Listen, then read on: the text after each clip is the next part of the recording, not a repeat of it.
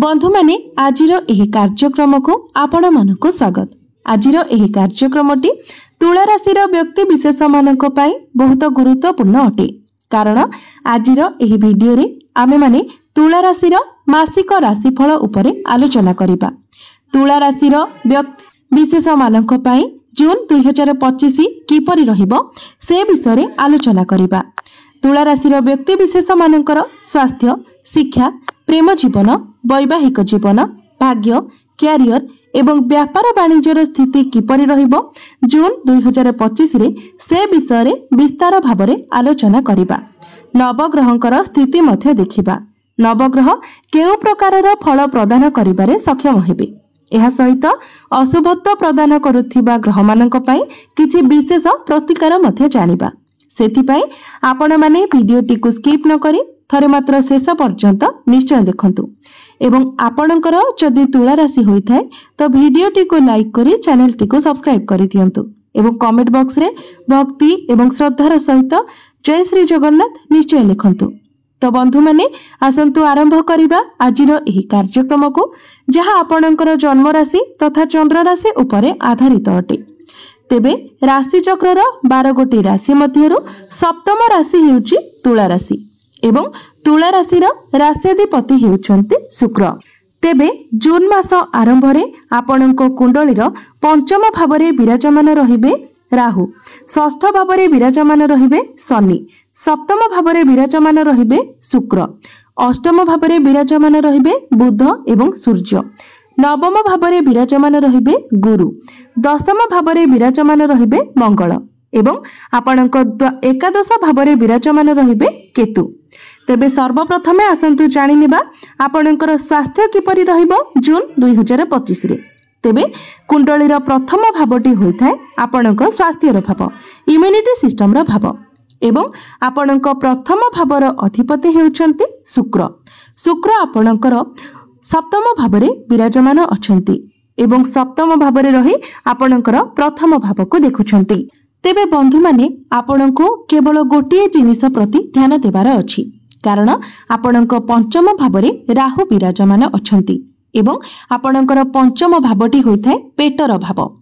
तेणु जेतेबेले आपणक पंचम भावरे राहु विराजमान अछन्ति एवं पंचम भावर अधिपति शनि आपणकर षष्ठ भावरे अछन्ति, षष्ठ भावटी को कुंडली रे भलो बोली माना जाय न थाए। 7 जून परे मंगलंकर दृष्टि मध्य शनिक उपरे रहिबो।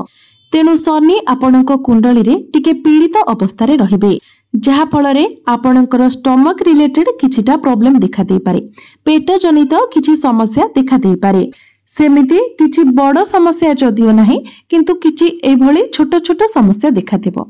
तो आपण निजर खाद्यपेय प्रति सतर्क रहंतु, निजर खाइबा पीबा प्रति आपण सावधानता अवलंबन करंतु। जेते पारिबे बाहर खाद्य, अनहेल्दी खाद्य को आपण अवॉइड करंतु एवं हेल्दी फूड कंज्यूम करंतु। 6 जून पूर्वरु आपणको निज त्वचार मध्य टिके अधिक जत्न नेबार अछि, कारण बुध आपणकर अष्टम भावरे रहुछन्ति। किंतु 6 जून को बुध जेतेबेले आपणकर नवम भाव को चली जिबे तो से समस्या दूर होई जिवो। एबे आसंतु जानिबा आपणकर शिक्षा क्षेत्र किपरि रहिबो जून 2025 रे, विद्यार्थी मानक पई किपरि रहिबो एही जून मासटी। तो बंधु माने कुंडलीर पंचम भावटी होइथाय आपणक शिक्षार भाव एवं आपणक पंचम भावर अधिपति हेउछन्ति शनि। शनि आपणकर षष्ठ भावरे चलन करूछन्ति एवं आपणकर पंचम भावरे अछन्ति राहु। तेबे दीर्घ 18 वर्ष परे राहु आपणकर पंचम भावरे गोचर करूछन्ति एवं एहा परे 1.5 वर्ष पर्यंत मध्य राहु आपणकर पंचम भावरे ही रहिबे। तेबे राहु हेउछन्ति पापी ग्रह, मुंड विहीन ग्रह, छाया ग्रह। से आपणको कन्फ्यूज कराइबे। पाठ पढ़ा तो आपणकर भल रहिबो, किंतु आपणक मनरे प्रत्येक कथा को लेकी द्वंद्व आसीबो। आपण जे क्षेत्र रे पाठ पढुछन्ति ताहा आपणक पई ठीक रहिबो ना नाही, आपण जहा पढुछन्ति ताहा आपणक पई ठीक रहिबो ना नाही, एभली द्वंद्व रे आपण पढि जिबे। तेबे सेथि पई आपण किछि प्रतिकार निश्चित भाबरे करंतु। प्रतिकार गुडिक आमे वीडियो शेष रे जानिबा। तेबे राहु मते हेउछन्ति बुद्धिमता, राहु हेउछन्ति चालाक चतुरतार प्रतीक। तो पाठ पढ़ारे आपणकर माइंड तो शार्प रहिबो, आपणक मध्यरे टैलेंटेड रहिबो, आपण बहुत तेज रहिबे। किंतु आपणकर मन भ्रमित मध्य हेबो। आपणक मनरे डाउट्स आसीबो, आपण टिके कन्फ्यूज होई जिवे। शनिकर दृष्टि मध्य आपणक द्वादश भाव उपरको रहुची, तेणु आपणकर मन भ्रमित हेबो, आपणकर माइंड डाइवर्ट हेबो। तेबे से सबरे आपणको कंट्रोल करिवार अछि। आपणको केवल आपणक पाठ पढ़ा उपरे फोकस करिवार अछि। गोटिए दिगरे ही आपणको लक्ष्य निर्धारित करिवार अछि। एबे आसंतु जानिबा आपणकर प्रेम जीवन किपरि रहिबो जून 2025 रे। तो बंधु माने कुंडलीर पंचम भावटी आपणकर शिक्षार भाव हेबा सहित पंचम भावटी मध्य होइथाय आपणक प्रेम जीवनर भाव। तेबे आपणक पंचम भावर अधिपति हेउचंती शनि। शनि आपणकर षष्ठ भावरे विराजमान अछंती एवं आपणकर प्रथम भावर अधिपति शुक्र आपणकर सप्तम भावरे विराजमान अछंती। तेबे आपणकर पंचम भावरे राहु विराजमान अछंती। तो बंधु माने आपणको आपणक जिद उपरे कंट्रोल करिवार अछि, निजर क्रोध उपरे नियंत्रण रखिबार अछि, कारण मंगलंकर दृष्टि आपणकर प्रथम भाव उपरे रहुछि। विशेष करी 7 जून पूर्वरु आपणको आपणक प्रेम जीवन रे ए सबुरे कंट्रोल करिवार अछि। जेमिति छोट छोट कथा को नेकी आपणक मध्यरे बड़ धरणर आर्गुमेंट न हुए सेथि प्रति आपणको ध्यान रखिबार अछि। जेमिति छोट छोट कथा को नेकी आपणक मध्यरे लड़ाई झगड़ा न हुए सेथि प्रति मध्य ध्यान रखिबार अछि। एहा व्यतीत राहु जेहेतु आपणकर पंचम भावरे अछंती, तेणु आपणक मनरे शंका मध्य उत्पन्न हेबो। आपणक पार्टनर को आपण डाउट्स करिवे, तेबे आपणको ए सब ठारो दूरे रहिबार अछि। एबे आसंतु जानिबा आपणकर वैवाहिक जीवन किपरि रहिबो जून 2025 रे। तो बंधु माने कुंडलीर सप्तम भावटी होइथाय आपणक वैवाहिक जीवनर भाव, आपणक जीवन साथीर भाव। आपणक सप्तम भावर अधिपति हेउचंती मंगल। मंगल आपणकर दशम भावरे अछंती एवं 7 जून को मंगल आपणकर एकादश भाव को जिवे।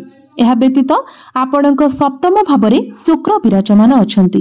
तो निश्चित भावरे आपणकर वैवाहिक जीवन जून मासरे बहुत भल रहिबो।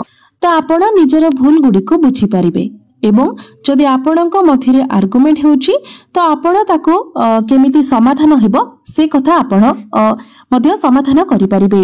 एहा व्यतीत आपण आपणक जीवन साथीक सह मिसी कोनोसी जिनिस किना किनी करि पारंती, कोनोसी नुआ जगह को नै आपण किछि एक्सप्लोर करि पारंती, आपण दुई जण मिसी किछि नुआ प्लानिंग करि पारंती एवं ताको आपण कार्यकारी मध्य करि पारंती। तो वैवाहिक जीवन आपणकर जून मासरे बहुत भल रहुछि।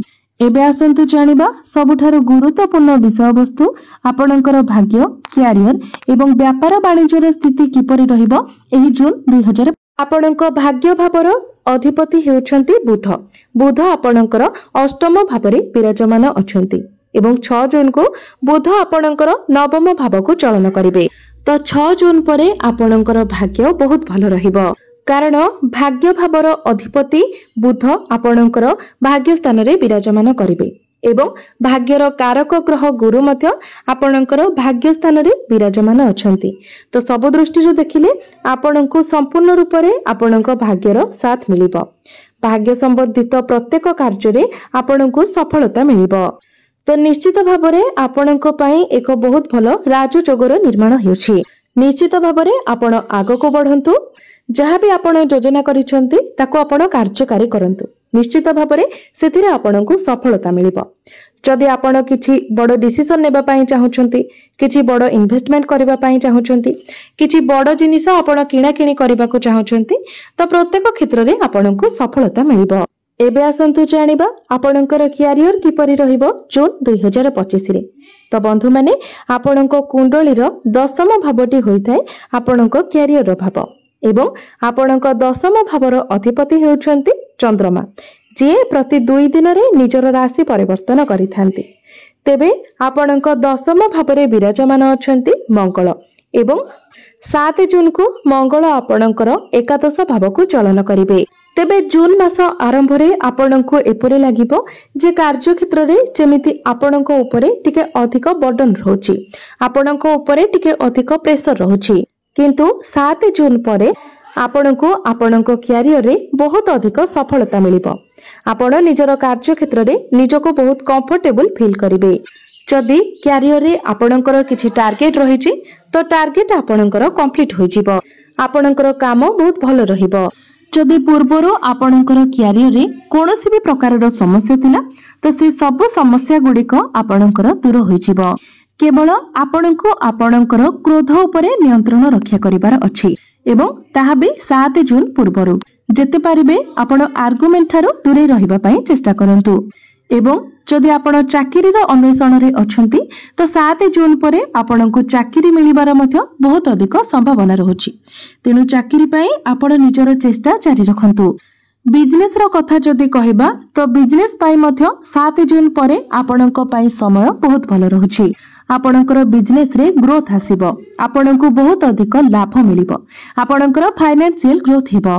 एबे आसंतु जानिबा किछि प्रतिकार विषय रे जे प्रतिकार गुड़िक करबा द्वारा जहा सब अशुभत्व रहुछि से गुड़िक खंडन होई जिवो एवं आपणको अधिक मात्रा रे शुभ फल प्राप्ति हेबो। सेति पई आपण प्रत्येक दिन शनिकर बीज मंत्र 108 थर जप करंतु। प्रत्येक दिन पक्षी माननको आपण किछि दाना एवं पानी दियंतु। एहा आपणकर पाठ पढ़ा एवं प्रेम जीवन पई बहुत अधिक दरकारी अटे। एहा सहित आपण प्रत्येक दिन बुधंकर बीज मंत्र 108 थर जप करंतु। एहा सहित प्रत्येक दिन आपण हनुमान चालीसार पाठ करबा सहित प्रत्येक दिन उदित सूर्य को तंबा पात्र रे जलार्घ्य अर्पण करंतु। निश्चित भाबरे आपणको अधिक मात्रा रे शुभ फल प्राप्ति हेबो। तो बंधु माने आपणकर जीवन मंगलमय हेउ एहा ही ईश्वरक निकटरे मोर प्रार्थना। धन्यवाद।